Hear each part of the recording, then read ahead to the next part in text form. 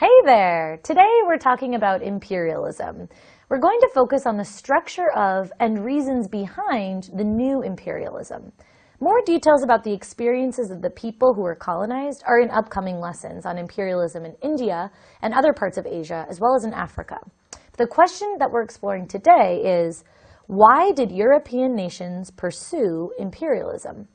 In this lesson, we'll be looking at new imperialism. As you remember, during the Age of Exploration, European powers, mainly Britain, France, Spain, and Portugal, conquered and colonized the Americas. New imperialism was a period of colonial expansion by some of the same European powers, as well as the United States and Japan during the late 19th and early 20th centuries. The new imperialism was an outgrowth of the Industrial Revolution. In this lesson, you'll learn about the idea of imperialism. Here are your lesson goals. First, our overall goal is to learn about imperialism. In order to do so, first we'll describe the principles of imperialism. Then we'll explain the economic, political, and cultural factors leading to imperialism. And finally, we'll compare and contrast styles of imperial rule. Keep these learning goals in mind as you continue, and then by the end of the lesson, you should have reached all of these goals. Let's check out our important vocabulary. So these are the words that you'll need to know for this section. Remember, the green word represents sort of a general word that can apply to all academic areas, while the purple words are specific to this lesson. So let's check them out. Superior, ethnocentrism, imperialism, nationalism, and social Darwinism. Let's get started. In this lesson, we're answering the question, why did European nations pursue imperialism? First, we'll look at the economic and political factors that led to imperialism, and then you'll learn about the social factors that led to imperialism and that people used to justify it. Finally, you will learn about the types of rule that European countries used to manage and control their colonies around the world. But first, let's take a closer look at imperialism's impact on the world. Imperialism occurs when one nation takes over another nation. Usually before this happens, though, the imperialistic nation would experience some sort of industrialized surge. And as they industrialized, they began to realize that they needed a market in order to sell the goods that had been manufactured out of those raw materials. Imperialism allowed for individual nations to not only gain raw materials essentially for free, but at a very low cost, but also provided a captive market for the goods made from those materials. And in some cases, laws established by imperialist countries on their colonies forced those countries to buy these products. Take a look at this map. We'll focus on the territories obtained by the United Kingdom in the continents of Africa and Asia. This is where the lesson is going to focus. See, we've already discussed the Industrial Revolution occurring in England and how now the British were in need of more raw materials and new markets to sell their goods. But Japan and the United States were also part of this new age of imperialism. The United States gained control over a few places: the Philippines, Cuba and Puerto Rico, as well as the Panama Canal, and Hawaii and other islands in the Pacific Ocean during this period. Japan gained control of Korea and Manchuria. Manchuria here and Korea. This lesson, though, will focus on European imperialism. Let's look back at our lesson question and the reasons why Europe began to look at Africa and Asia specifically as places to colonize. You now know that imperialist countries established colonies all over the world. Let's start by taking a closer look at other economic and political factors that led to imperialism. But first, what exactly is imperialism? Let's find out. So, what is imperialism? Well, imperialism is one country's political, economic, and social domination of another. In the 1800s, European countries began to create colonies all around the world for political, economic, and social reasons. But this was not new to the 1800s. Actually, imperialism has been around for millennia. Some examples of imperialism from history include the Roman Empire, the Persian Empire, the Inca, the Mongol, as well as the Age of Exploration. As we saw earlier in the lesson, new imperialism continued the imperialism that began during the Age of Exploration, but with new technology in play, new territories colonized, and two new players, Japan and the United States. Spain and Portugal lost influence, and therefore Britain gained even more power. Imperialism was the result of a combination of factors. Let's take a look. There were three important factors that contributed to the growth of imperialism: nationalism, industrialization, and social factors. We'll talk about nationalism and industrialization first, and then social factors a little later. So let's look at each of these individually to see how they influenced imperialism. We'll begin with nationalism. So nationalism is a desire by a large group of people with a shared culture, history, and language to form a separate and independent nation of their own. During the 1800s, nationalism grew throughout Europe and fueled imperialist activities. Remember that nationalism was a unifying force within countries. It helped unify Italy and Germany, for example, but was also a dividing force by ultimately creating competition among European nations. Someone in Great Britain in the 17th century, for example, might have felt more loyalty to and identification with their own town or their region than with their country overall. With the rise in nationalism, they identified and felt pride in being specifically British. Along with economic motivations, this nationalism or national pride fed imperialism. The increase in patriotism arose naturally, but it was also fed by governments and powerful interests in order to gain support for a country's imperialist activities, and ultimately a desire for an empire. Extreme patriotism combined with an aggressive foreign policy is called jingoism, a word that first appeared during this period. There was a competition to create colonies. See, if one country began to create colonies in Africa, then people of a rival country felt that they had a point of national pride if they had colonies in Africa as well. Additionally, nations competed to build up their military power. Another important factor was industrialization. Let's take a look. The Industrial Revolution was the largest influence on the growth of imperialism. The need for resources to fuel industrial production and for new markets to sell the industrial goods both caused Europe to look beyond its borders. European nations had their fair share of resources such as coal and iron ore, but other raw materials such as cotton and rubber needed to be imported. Palm oil was needed to help machinery run, and rubber was needed for tires. By colonizing or controlling a region that had these resources, and then turning around and selling the goods manufactured out of these resources back to the same region, a European nation could help its own economy grow. These colonies would also benefit the home country in one more important way. Nations needed to protect their economic interests and supply routes, and imperialism helped them to do that. Nations established colonies all around the world, even on smaller islands, in order to resupply their naval forces. They also wanted to control important waterways. This encouraged imperialistic activities around the world. Let's take a look at an example. So check out this map. It shows coaling stations in the British Empire. First, let's begin by talking about what a coaling station is. So it is a seaport where ships can take on supplies of coal, or they can be used as a stop to release cargo. So the purple areas on this map represent the British territories, and the green dots represent the coaling stations. Countries such as Great Britain needed to protect their economic investments around the world. Therefore, they wanted to control these areas in order to keep jurisdiction there and allow them to use imperialism. The more territory under the rule of the country, the more powerful it becomes. Let's stop and check your understanding of industrialization and imperialism. We're working through answering the question, why did European nations pursue imperialism? We've already talked about the economic factors, industrialization and the need for new markets and resources. And we also talked about political factors, including increased nationalism and the desire to resupply naval vessels. Now we'll begin to talk about the social factors that contributed to imperialism. During the 1800s, Europeans sought to spread their culture to the native peoples of Africa and Asia. European culture included not only European Christianity, but also European democracy, technology, languages, and even styles of dress, as well as philosophy. Now, let's pause real quick and review the difference between ethnocentrism and racism. These terms are important.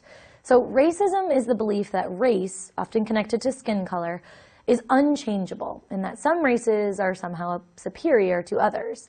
Ethnocentrism, however, focuses on culture rather than race. It believes that culture is changeable and attempts to spread one culture, language, religion, custom, dress, etc., over to the others. So both racism and ethnocentrism existed during this time. Western nations saw imperialism as a way to spread what they believed was their superior culture to those who they thought were less civilized. In some ways, they thought they were helping native people improve themselves, and thus their actions were justified. There were two ideas related very closely to ethnocentrism. Let's take a look. So the first, social Darwinism. And this was a belief that the principles of natural selection applied to human societies. Now, social Darwinism was inspired by Darwin's discoveries about the natural world, but social Darwinism took Darwin's theories about biological success in the natural world and then applied it to cultural or economic success, again, in human societies. Now, the term survival of the fittest was not thought up by Darwin, though he did later use it, but actually by social Darwinists. Social Darwinists believed that the wealthy had proved themselves the fittest, and the poor, or the conquered, were therefore unfit and should not be helped. If they did not survive, literally or as a culture, that was a natural outcome. Social Darwinism was the justification for many imperialist and racist policies.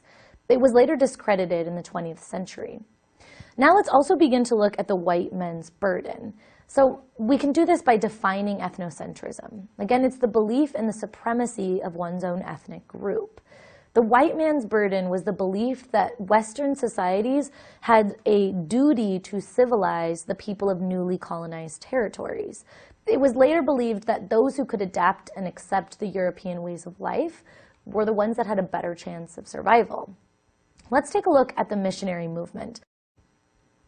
Missionaries flocked to both Asia and Africa in order to convert native peoples to Christianity. See, Europeans believed that in order to become what they considered civilized, native peoples needed to reject their native religions and adopt Christianity. One of the most famous missionaries of the era was Dr. David Livingstone. He spent years exploring the interior of Africa and working to convert Africans to Christianity. Let's take a look at how some people began to justify the idea of imperialism. You now know about the social factors leading to imperialism, including ethnocentrism, social Darwinism, and the influence of missionaries. Now, let's take a look at the way European countries structured their rule in foreign lands.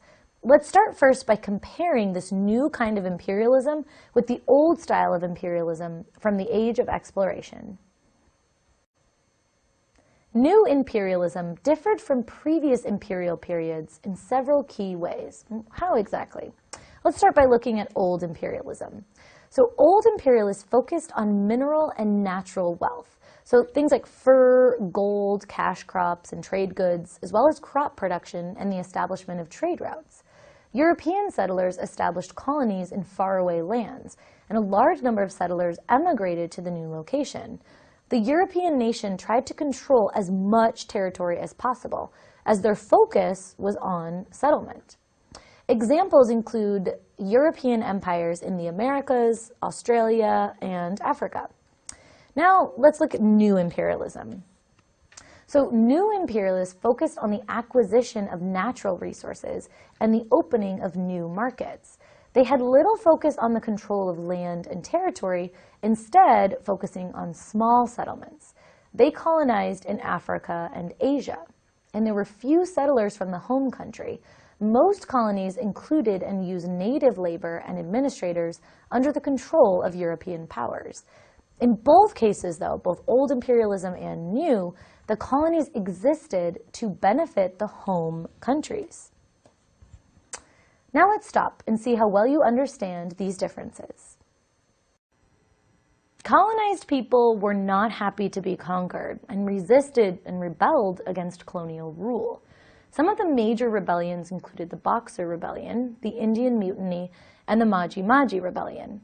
So how did relatively small European nations, Britain in particular was a tiny island nation country, control such large areas? Well, Western industrial powers had tremendous advantages that allowed them to control areas without using large numbers of people. Let's look at some of those advantages. So first, transportation. Ironclad armed steamships as well as a great train system helped them out. Also, the canals that they began to build, two in particular. The Suez Canal was constructed in 1869, and this cut travel time from Britain to India to under 2 weeks, as well as the Panama Canal, and this was built in 1914. See, the Suez Canal meant that ships no longer had to go around Africa to get from Asia to Europe and the Americas. The Panama Canal did the same thing to the journey from the Atlantic to the Pacific Oceans. This allowed troops to be resupplied much more quickly. Europe also had advanced military technology. Cannons, rifles, and machine guns were far more advanced than the weapons available to non-Europeans. And then finally, their communications technology. Troops could quickly be dispatched to trouble spots. Now let's take a look at the different types of control or territorial rule that European nations used. So as Westerners moved into different areas, they established different types of control over their imperialized lands. Know that each type of control offers a different degree of involvement. We'll take a look at each. So first, the colony. This is where an imperial power has political control. The protectorate is where the territory is under the protection of the imperial power. And then finally, the sphere of influence means that an imperial power has dominant trading and investment rights over the nation that they are taking over. An example of the protectorate is Barbados. Barbados is considered its own territory. However, it was once a protectorate of the United Kingdom. See, it was protected by the UK's militia in case of attack. And then in exchange, Britain could take advantage of lower prices on goods such as sugarcane. An example of a colony is New England. English settlers came to America under the King's rule, but they established a new territory. Same laws and rules applied to those in New England and America as did those in England. See, each imperial nation ruled its territory differently. The goals of imperialism were the same, but the way the imperialist governments were executed looked very different. Each country thought its way of ruling was superior or the best, which again leads to this idea of nationalism and imperialism. Within these areas of control, Westerners established different types of rule. Let's take a moment to compare and contrast the different types of government rule. Remember that when we compare and contrast, of course, we look at the similarities and differences about a topic. So in this case, we're going to talk about how direct rule and indirect rule are similar and also how they're different. So Westerners ruled territories under their control either directly or indirectly. Let's start by talking about direct rule. So this is where people ruled without the influence of native peoples. Cultural conversion was also a big part of this type of rule, and it included language, religion, dress, and customs. It was practiced mostly in French, German, and Belgian colonies, and in this type of rule, colonies were considered extensions of the home country. Now let's talk about indirect rule. So indirect rule again was ruled by Westerners, of course, but this was with native participation instead of without. There were fewer attempts at cultural conversion. In fact, native culture was actually accepted to some degree. It was practiced mostly in British and American colonies, and colonies were considered to be separate from the home country. Now, while the reasons for taking control of territories were the same, the way that these Western countries ruled looked very different. Some countries believed that it was their duty to have a direct involvement in their colonized nations, while other countries were less invasive. Relations between the home country and the colony, and between the Westerners and native people, is at the heart of these differences. Throughout this lesson, you learned about the differences between old and new imperialism. It's important to note, though, that this doesn't mean that there weren't any imperialistic activities going on in the meantime. The British would continue their influence in India during this time period, and Britain's imperialism in China began in the 1830s. The 1870s, however, resulted in a mad scramble for colonies all around the world as a result of the growth of industrialization.